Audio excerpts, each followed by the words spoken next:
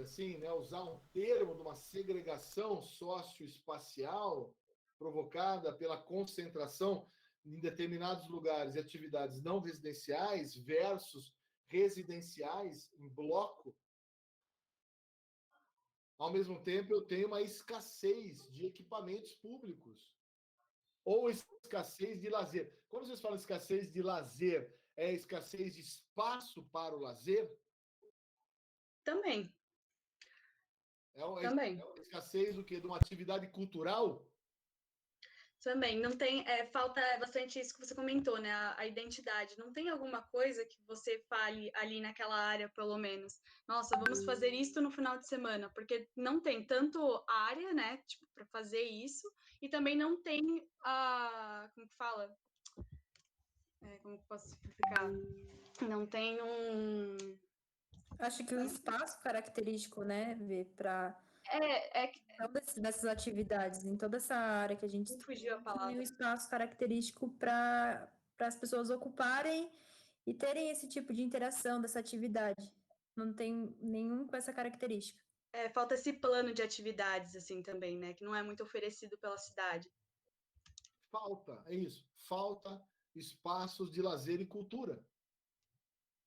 Falta espaço, faltam atividades de lazer e cultura. Né? Mas está claro, acho que fechamos, está claro. Está claro. A acessibilidade que vocês colocam é a acessibilidade, do ponto de vista da precariedade da infraestrutura? É isso? Isso, principalmente na parte, assim, não tem acessibilidade tanto para cadeirantes, não tem algum plano também, de repente, para acessibilidade tátil, não tem nada disso, principalmente ali no centro da cidade, assim, é bem simples. Então falta acessibilidade universal, né? Falta você tanto seja para um pedestre como pode se estender isso a um ciclista, estender isso a um, enfim. Então tá dado. Vamos lá, potencialidades. Vamos lá. Quem vai falar?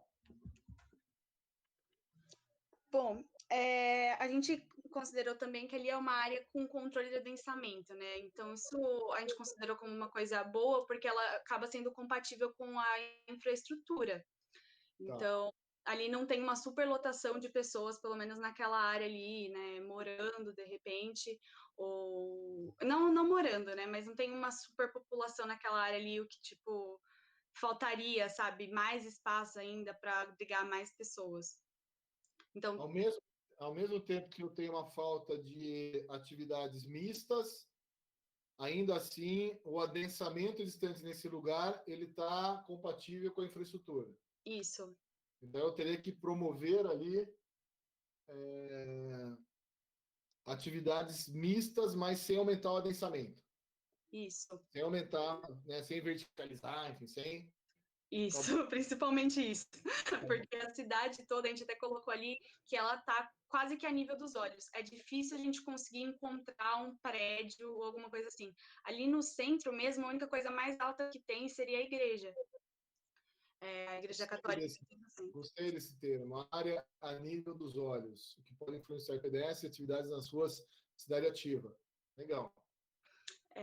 A gente considera também, que a gente contou, né? Tem bastante loteamento vazios e áreas verdes. Loteamento vazio ou lote vazio, Verônica? Lote, desculpa. Lote, né? Lote, isso. Lote vazio e área verde. Só que muitas delas são privadas, então a gente também tem que analisar se poderia, né, utilizar elas para fazer alguma coisa, de repente, conectando, não sei ainda, a gente não pensou nessa parte.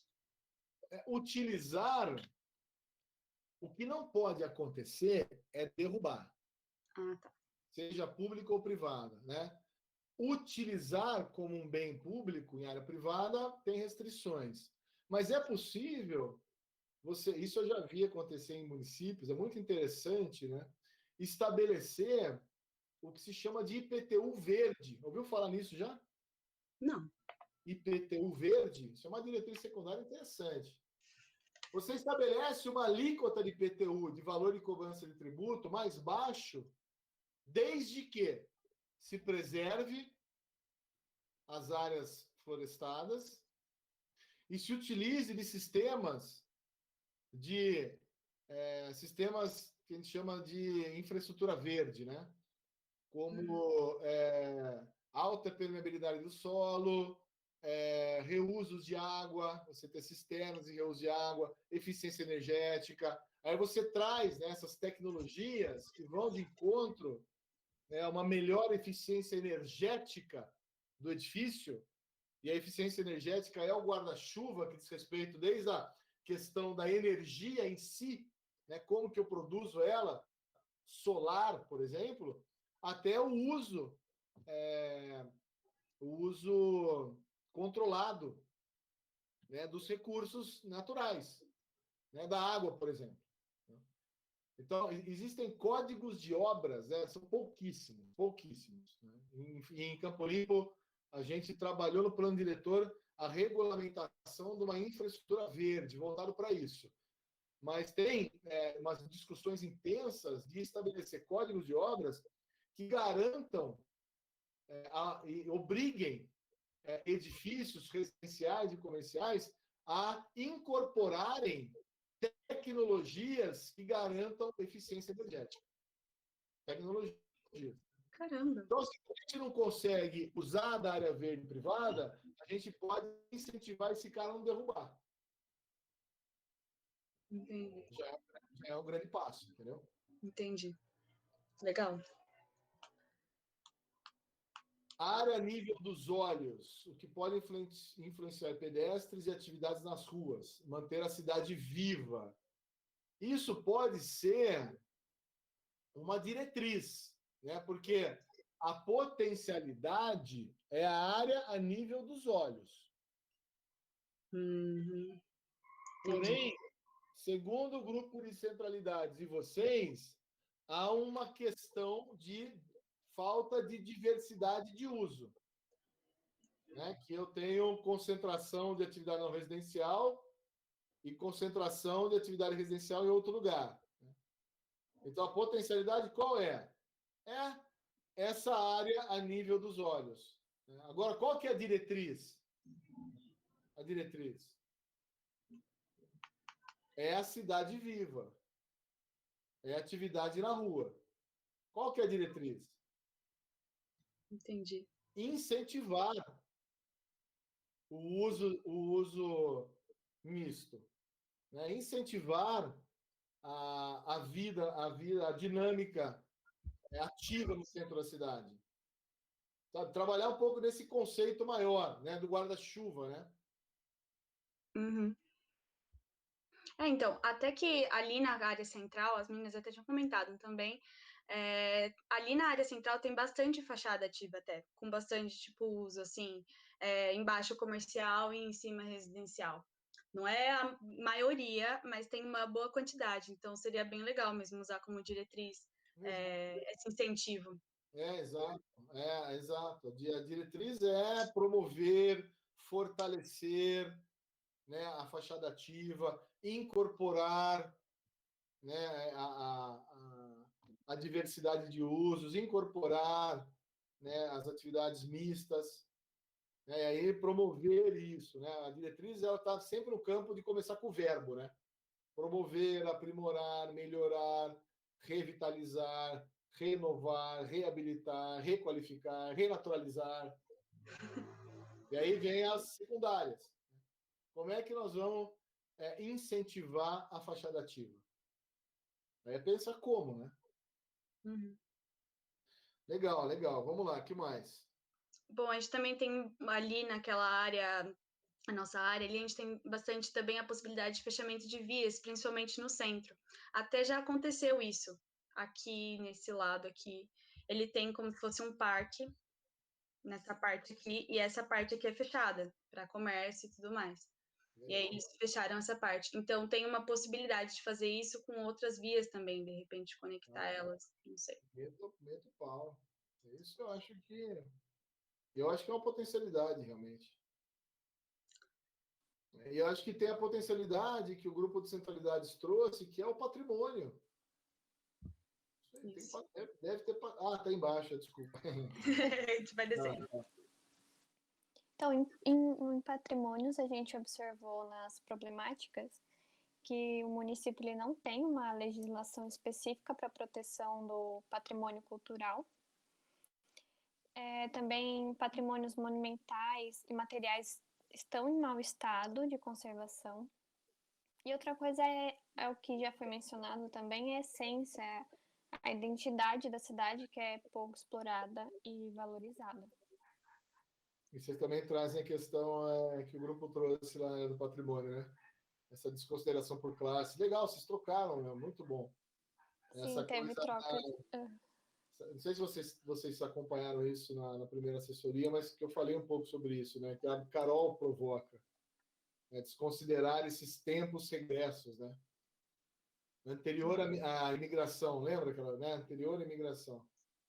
Eu acho que é isso aí, as problemáticas estão bem colocadas nesse sentido, né? E aí vocês amplificam isso, ampliam a problemática na questão da legislação mesmo, né?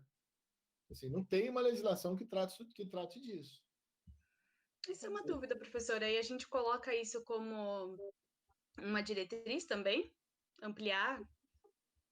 Isso pode ser uma diretriz secundária, né? Elaborar uma legislação específica de proteção do patrimônio.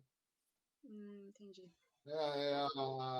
A primária é um pouco na linha que a gente fez na Amparo, né? A primária foi elaborar um plano de reabilitação da área central inteira. Esse plano, nele você vai ter muitas ações, diretrizes secundárias, projetos, etc, etc. Entendi. Mas está bem colocado enquanto problema. Você tem uma questão de legislação que não está resolvida, você tem uma questão de um patrimônio que está mal conservado, você tem uma questão que falta uma identidade, você tem uma questão que não reconhece os tempos regressos da imigração italiana. Está bem estruturado. Bem estruturado. Tudo isso está na região que vocês estão estudando? Também. A gente está analisando ainda, está tentando pontuar um pouquinho melhor, por culpa que, como eu falei no comecinho, a gente está um pouco de dificuldade de conseguir enxergar na prancha por culpa da resolução. Mas a gente está trocando ainda com os outros grupos para a gente conseguir pontuar certinho, até na própria prancha de problemáticas. Né? Perfeito, perfeito. Potencialidades, pontos turísticos e patrimônios tombados que influenciam na concentração de pessoas de forma a incentivar o uso de atividades não residenciais. Ok, isso é uma potencialidade. São pontos turísticos mesmo. A presença de várias classes de patrimônio, como imaterial, arquitetônico, natural, artístico e cultural. Não seriam classes, né? Talvez a gente não usou a palavra correta. Mas assim, se esses patrimônios eles fossem restaurados, né, porque muitos estão em mau estado, poderia servir como museu para a população, né? Claro, o patrimônio ele é um indutor de desenvolvimento econômico no interesse turístico. Sim, e tem a estação de trem também, né? Exato, a estação ferroviária. Assim como, Gabriel, os rios são conectores urbanos. A hidrografia é onde a cidade se encontra, por incrível que pareça. É o fundo de vale. É o fundo do vale que conecta a cidade. Porque, querendo ou não, eu entendo o que você está dizendo, mesmo que a gente muitas vezes parta de um olhar de que seja vamos dizer, entre aspas, um problema, né? Bem, como você comentou antes, o rio, né? Quer dizer, nos tempos mais antigos, a água, o rio, os cursos hídricos sempre foram utilizados como eu posso dizer, como base para o início, né? Como, tipo, eu não lembro qual que é o nome do livro que a gente teve que ler, que falava sobre os charques no sul. Uma cidade que produzia bastante charque. Eu sou horrível com o nome. Mas que até essa cidade, por exemplo, foi... ela começou num curso hídrico, Itatiba também é assim, várias cidades começam assim, né? Não há no mundo, Gabriel, não há na história do mundo nenhuma cidade que não tenha se fundado à beira de um curso d'água. todas as cidades são fundadas à beira do curso d'água. E o rio, ele é um patrimônio natural. Por que eu estou provocando vocês? Porque o rio é um patrimônio. Ele está aí nessa caixinha aí. Ele é uma potencialidade. Ele é um patrimônio natural. E se ele é um patrimônio natural, ele tem que mudar a relação dele com a cidade. O rio não é mais higienista. Não é mais para onde vai o cocô. O rio não. O rio, ele é um lugar de encontro. Ele é um ponto de encontro. Ele é um ponto da vida pública, da esfera da vida pública. O rio e a cidade precisam se relacionar novamente. E ele é um patrimônio natural. E ele é uma potencialidade. O que o professor fala nem sempre é a verdade absoluta. Nem sempre. E vocês podem discordar. Fiquem à vontade para isso.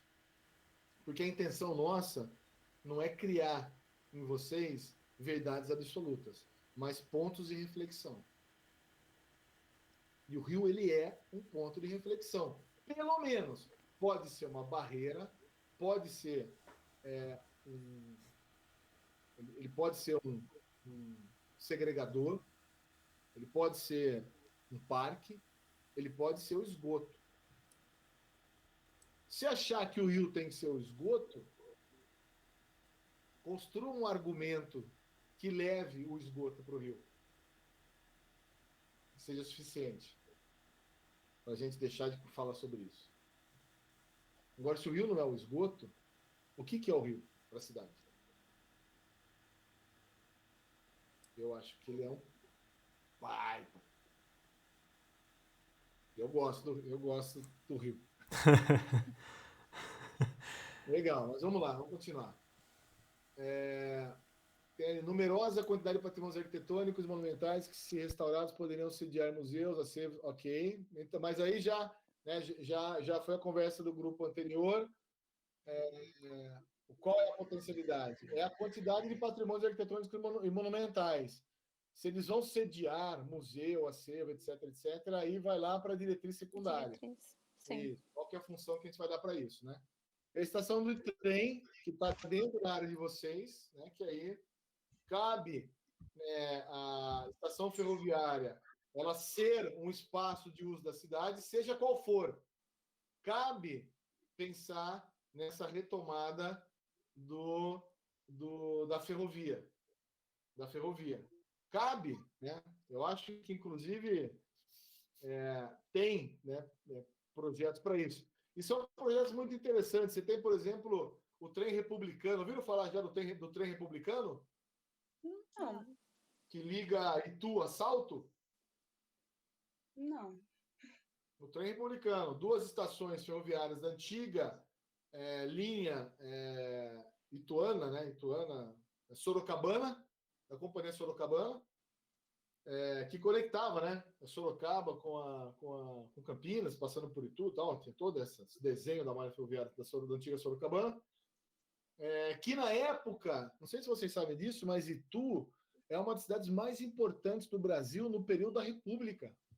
Itu foi uma das cidades que se insurgiram no movimento republicano. Vocês sabiam disso? Não tinha ideia. Também não. E tem o trem republicano. Ele chama republicano porque ele era exatamente o lugar onde esses republicanos, conspiradores republicanos, se reuniam para pensar a República Federativa do Brasil. Nossa, professor, isso daí eu vou até pesquisar no final da aula. Sabe aonde você pode? Essa história é incrível, porque eu li os 3 livros do Laurentino Gomes. Caramba! 1989. O livro é 1889. O livro, 1889.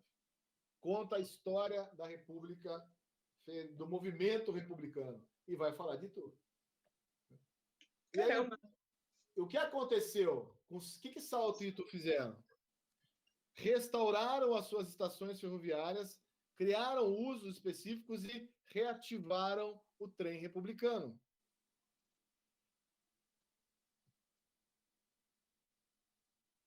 Legal, né?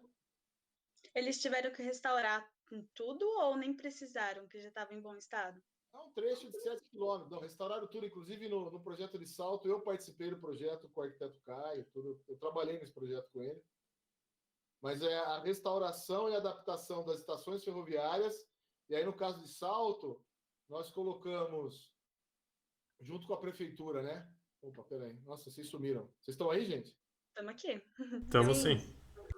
No caso de Salto, junto com a prefeitura, o programa de uso da estação foi: a gente projetou um restaurante, um museu republicano, uma área de atividades culturais, né, que isso foi bem legal, porque a gente acabou usando o subsolo dessa estação ferroviária, e aí toda a edificação que não era original da estação ferroviária, a gente demoliu.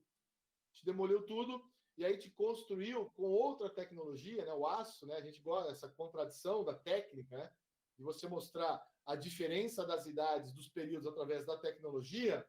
A gente construiu, está construído lá esse prédio, viu, gente? Você pode até visitar lá em Salto.